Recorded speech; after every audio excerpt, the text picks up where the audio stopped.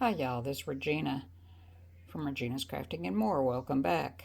I am getting ready to create a patch on my husband's pants that the cleaners ruined. They tore the back of his pants and he wanted me to put a patch on it. And I said, did it make any difference what it looked like? He said, no, if you could just patch it up so I can wear them. So I created this and showed it to him. He cracked up. He said, yeah, that's good. So hang on. All right, so that design is a filled design, but I've also created it to be an applique, and that's what I'm going to do. I'm going to use a piece of fabric that kind of coordinates with his pants. It's going to be a little bit darker, his shorts rather, a little bit darker than his shorts, and then I'll embroider the dots and the center of the Band-Aid, sorry, and the ouch on it. So just hang on just a minute. Right, I'm hoping you can see the tear. It goes from all the way up here all the way down here. Now I'm going to project my Band-Aid on here. I think I'm going to project my Band-Aid. Yeah, there it is. So it's in the center now, and I'm going to move it up a little bit just to make sure. All right, so my patch is going to cover up here at the top, and if I move my projector down, you can see I've got plenty of room here.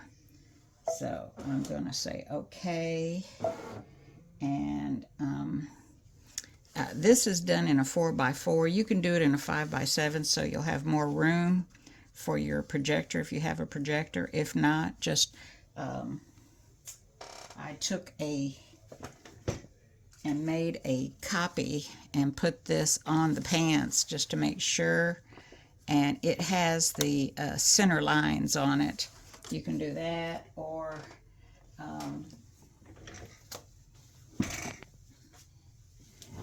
I printed a template out of my software and I stuck it on my stabilizer and centered. It kind of drew lines around the edges here and here. I drew the horizontal and the vertical lines, and then kind of drew along this bottom area. Okay, so on the stabilizer, and then I kind of lined it up, and I used my projector just to make sure that it was going to cover the tear, the rip that they did in his shorts. So let's see. Okay, I didn't thread that. Hold on a minute. I have hit the fabric, and I've ironed some steam seam on it. So I'm going to be careful not to press too much because I do need to trim this away. And I'm going to put my fabric down here where I think it's going to cover. I think I'm going to do that projector again. That is so cool. That's one of the reasons I bought this. All right, so if I go up a little bit, yeah, so I've got plenty up here, and I'm going to have plenty down at the bottom. Yeah, I just need to make sure I have the bulk of his shorts material out of the way so it doesn't get caught up. And then I'll put some, I forget what it's called, some of that stuff on the inside that makes it soft. All right, so let me do the first item, which is, whoops, well, it's actually a placement stitch, but I'm just going to go ahead and stitch it to hold the pants down. I don't need a placement stitch because I'm pretty sure with the camera that I've got it. Okay, come here. Let me trim this piece of thread so it doesn't pull this fabric anymore. There we go. And I'm just making sure that I have his pants smoothed out back there. And since this pretty much looks like the color of a Band-Aid, I thought this was pretty good fabric, because then I don't have to do the fill stitch on the Band-Aid. So if you don't have any material, you could just stitch the fill stitch. Okay, so color stop number 2 is the tack down of the fabric. You can do a placement if you wanted to, do this color stitch number 1, which would have been this stitch that we already did. But because I was using my camera, I didn't need it. So I'm going to take this out. Let's see, I'm going to skip to the next color stop, which would be the kind of a satin stitch, open satin stitch. A little, oh dear, did I open that? And I need to trim my fabric back, so I'll be right back. So I'm using my applique scissors. It's not the duckbill one, but it's this curved one to go up over the hoop and give me plenty of room to cut. And I'm just cut right up to the line that's stitched. So I kind of skipped a step that because I'm doing the applique I didn't need, and because I used my camera rather. Alright, so I'm lifting my fabric up to make sure I get it cut right up against my Bandaid fabric.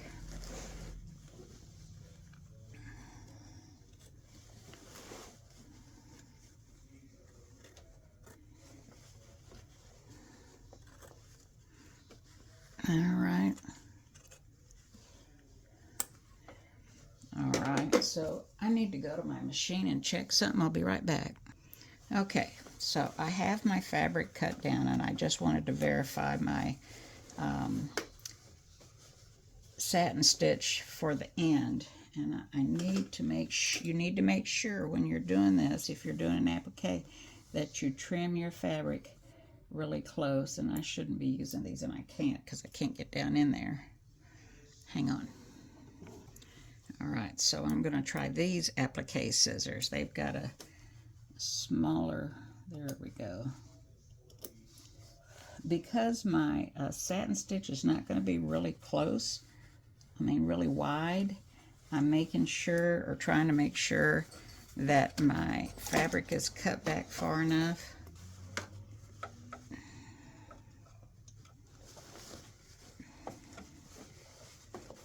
And you don't want to be jostling around your fabric too much.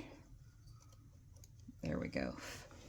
So I just want to make sure that I had that cut back far enough.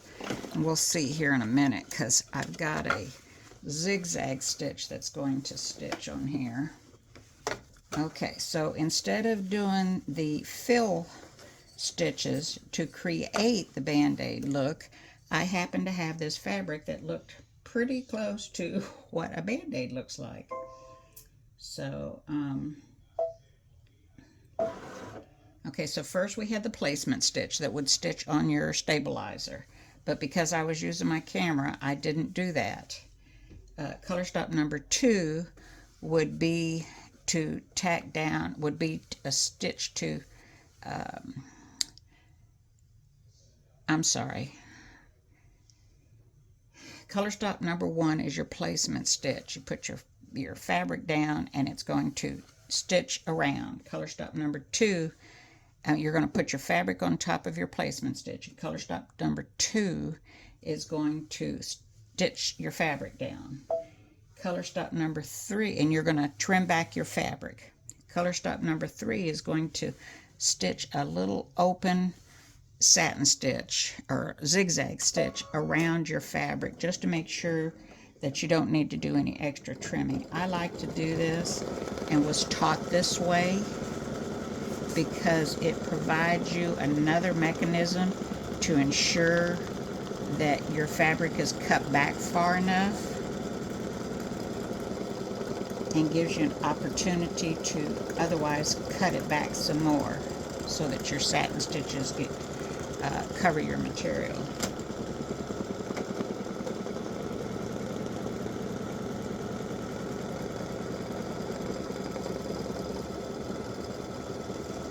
Alright, so it's just done a little open zigzag around there, and it's a very small little zigzag, but like I said, it gives you the opportunity to ensure that your fabric is cut back far enough.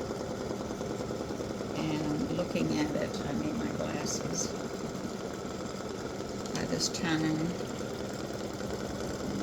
I'm going to have to do a little bit of trimming if I can, because that's so close. I just didn't want to have a really wide satin stitch on top of this. But this secures your fabric, and hang on.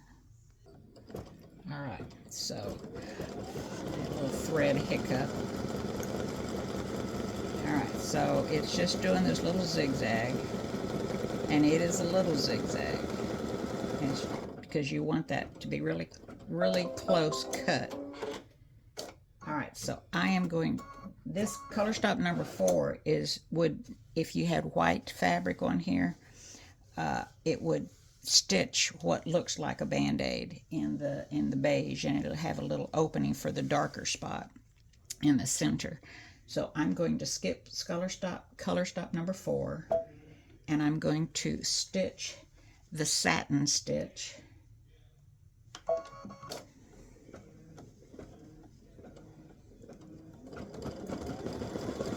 And like I said, it's a little one, because I didn't want it to be really obvious.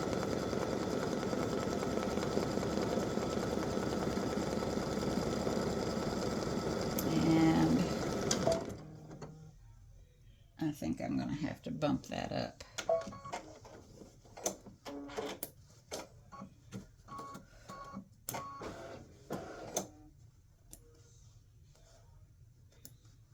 Yeah, I'm going to have to bump that up. So hang on, I'll be back. Alright, so I went over and I made a change, and now I'm going to have to step through my color stop. So color stop 1 is the placement stitch. You'll put your fabric down, and it'll stitch a placement stitch wherever you're going to put your little patch or applique. Color stop number 2 would tack that fabric down. Color stop number, after you tack it down, you're going to trim the fabric all the way back.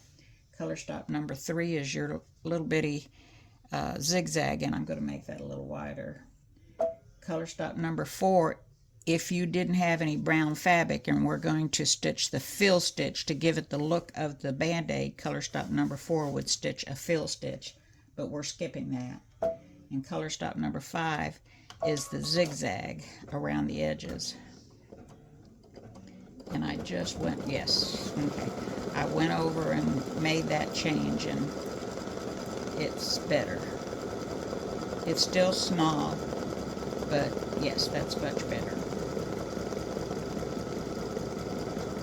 So after I finish this, I'm going to put some fabric stuff on the back side and iron it, and then this will help hold it in place and what have you.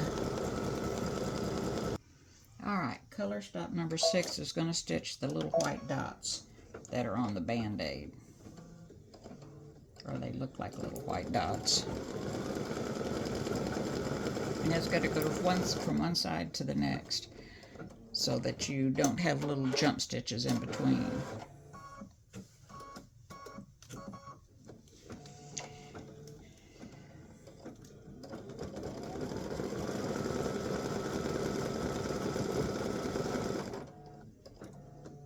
I forget how many dots there are.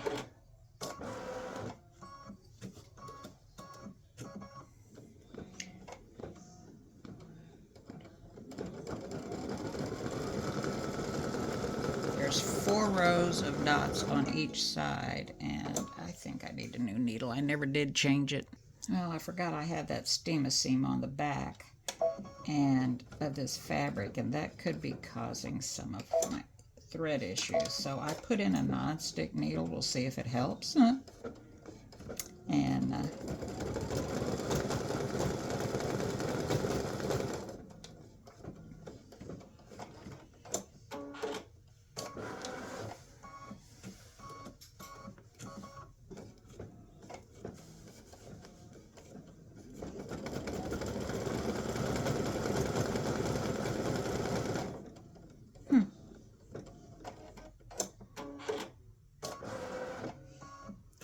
so this looked like it might have been the issue, was that steam on the back causing a sticking problem and shredding.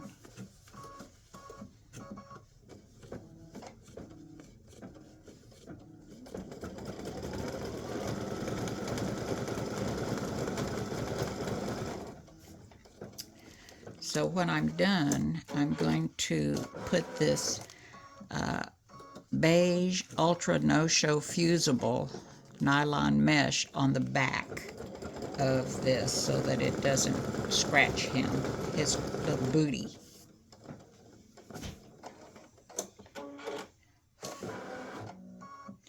So you see how it goes back and forth. So yeah, you might end up with some little stray threads which you'll have to trim, but you won't have jump stitches, which will make it a whole lot easier.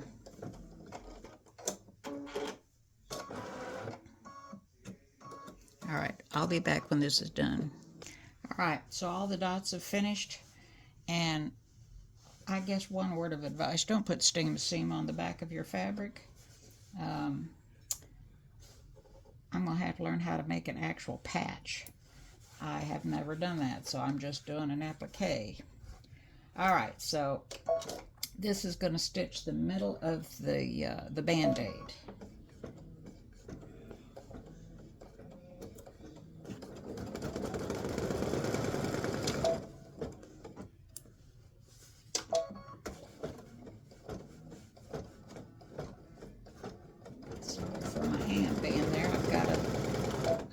That's popped. There we go. Popping around.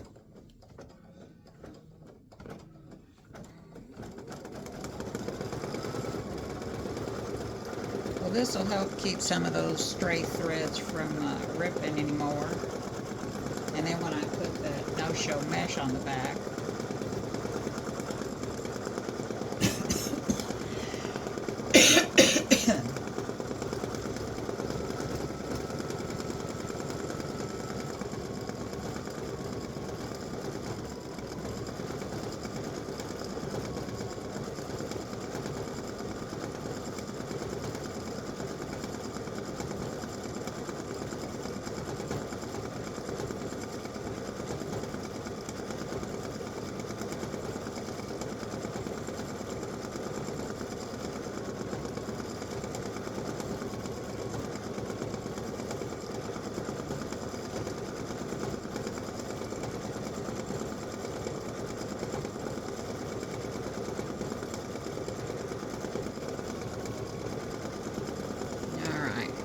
so even though my husband does wear underwear, he wanted me to put something on it so it wouldn't scratch him.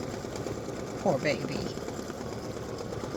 Alright, so I'm sitting here thinking about this patch. I guess you would just stitch your applique or whatever like you normally would, and then on stabilizer, and then tear the stabilizer off, iron on the steam or whatever other adhesive you want to put on the back, and then iron it onto your clothing or whatever you're going to put it on. Okay, patch would be easy. Hello, duh. Alright, so now it's time for me to stitch the ouch. Alright. I put my black bobbin in because you know I'm not a fan of black thread. I don't think it stitches properly, so I always use a black bobbin, and sometimes that doesn't even help. I hate it. Oh, lock down my frame. There we go. Alright, so I'm hoping you can still see this. I think that Band-Aid's just cute as it can be.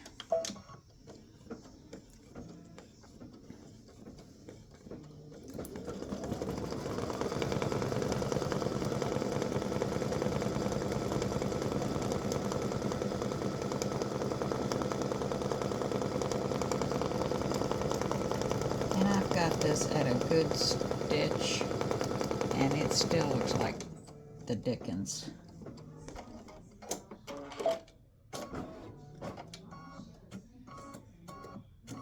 Well, maybe it doesn't. Just my imagination.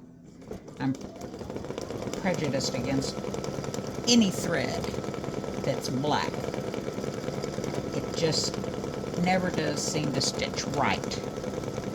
I've got charcoal that's almost black, dark gray that's almost black, and none of them seem to stitch out right. I don't know what the problem is. Alright, so we're just about finished with this word, and that's going to be cute. There's no taking this sucker off.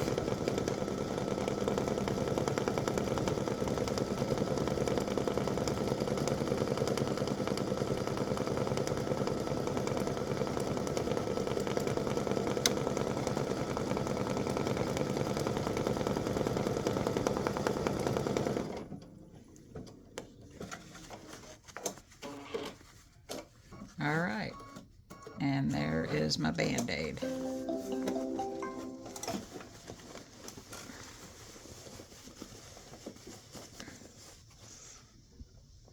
I think that's adorable. Alright, let me iron the stuff on and take this off, and I'll show it to you up. Alright, so I've trimmed all the tails on the back of all these little dots. And I took my template that I printed and put it on the no-show mesh. Now I have to try to figure out, I think that's the sticky side. Yes. And I cut it about 1/4 of an inch wider all the way around. Hope you can see that. So I'm going to take this over to my ironing station and put this on top and iron it down. I'll be right back. Alright, so there's my Band-Aid repair on my husband's pants, and that's what it looks like on the inside. All nice and neat, covered up, and that's what you'll get, a file. Alright, thanks for watching. I hope you find a use for this. It's just too cute.